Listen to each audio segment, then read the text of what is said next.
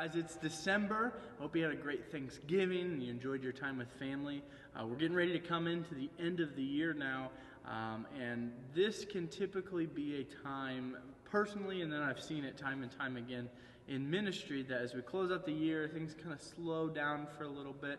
It can be really easy to check out or disengage with how you serve or how much you serve or when you serve.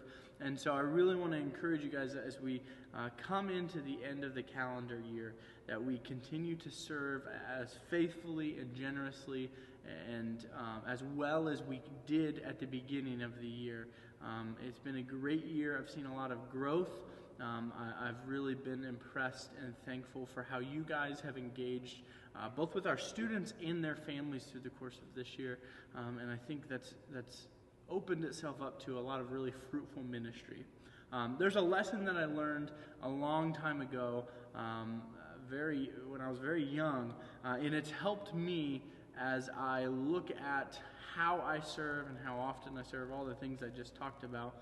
It's helped me kind of understand what I need to do in order to be able to serve consistently and faithfully and well, so that no one is missing out. Okay, I want you to imagine that one of these glasses represents one of our families, one of our students, someone that you're pouring into.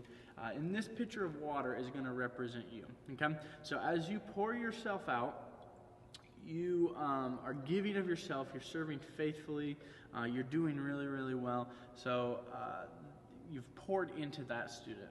And then you have another student that you serve and you help with, and you build relationships with their family, and you pour into that student. And then you have another student who you do the same thing for, and you give and you give and you give, and eventually there's nothing left for you to give. This person doesn't get their needs met as you serve, and this person doesn't get any needs met as you serve.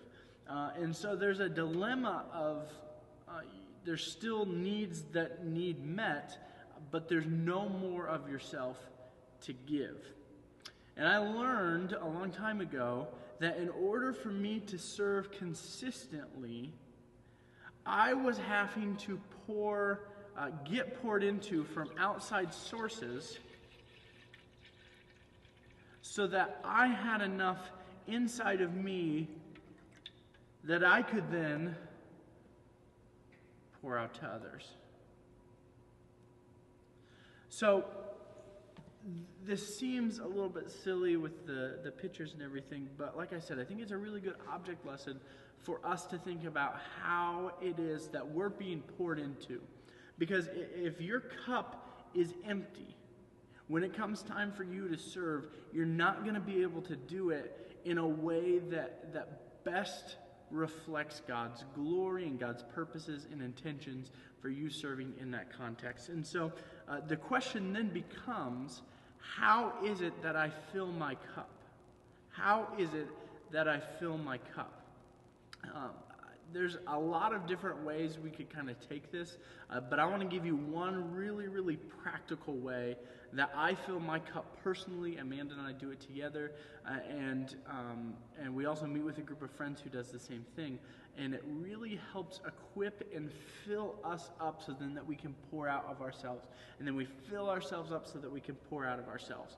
And that is my time in Scripture that I spend just digging in, discovering what God says about different topics and in different places in Scripture. And so there's a resource I want to tell you guys about that has been instrumental in my life, and like I said, Amanda's life, this group of friends' life, that's been instrumental in our lives in order to propel us forward so that we can be constantly filling our cups with our time in Scripture, in order that we can pour ourselves out. And this resource is called the Bible Project. The Bible Project is this group of people who love Scripture, and they were so passionate about it, and they were so passionate about telling the story of Scripture and how it's on one constant arc and it all connects to one another. They were so passionate about it that they decided to come together and create a bunch of resources that are available to everyone for free so that we could better understand what Scripture says and what we're supposed to do with it in our lives.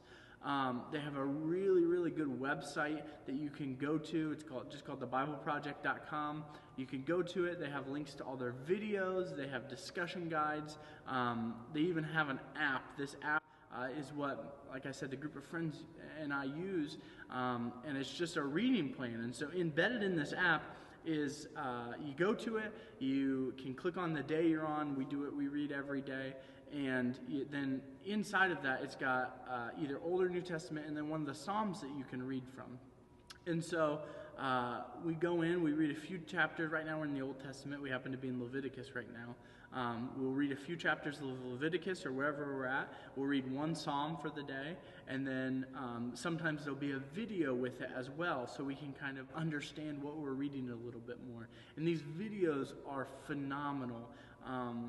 I never thought the book of Leviticus could be so interesting, but it's fascinating to me to see how even though God is a holy God and needs to be treated as such, and mankind is not holy and can't gain the access to God that we see in Leviticus. Leviticus is a story of God making a way for a sinful people to be in His presence.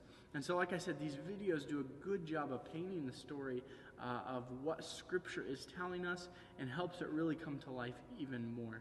So I would encourage you guys, maybe the Bible Project isn't for you, but that is one huge way that you can fill your cup. And it's not just filling it one time, because if you fill up your cup one time and then you don't fill it anymore, as soon as your kind of resources and energy run out from that last filling, you got to fill it back up again. And so in order to serve faithfully from week to week, like I think God has called us to do, we have to ensure that we're filling up our cups so that we can pour ourselves out on the behalf of others in order to serve them like God has called us to. Hey, I hope you have a great Christmas. I hope you enjoy the last few days of 2017. I'm so thankful for you guys. I hope that these videos are a challenge to you, so that we can continue moving forward as Grace Ministry, continue to improve, and continue to honor God as we minister to adults, families, children with special needs here at First Church. Thanks. Have a great month, guys.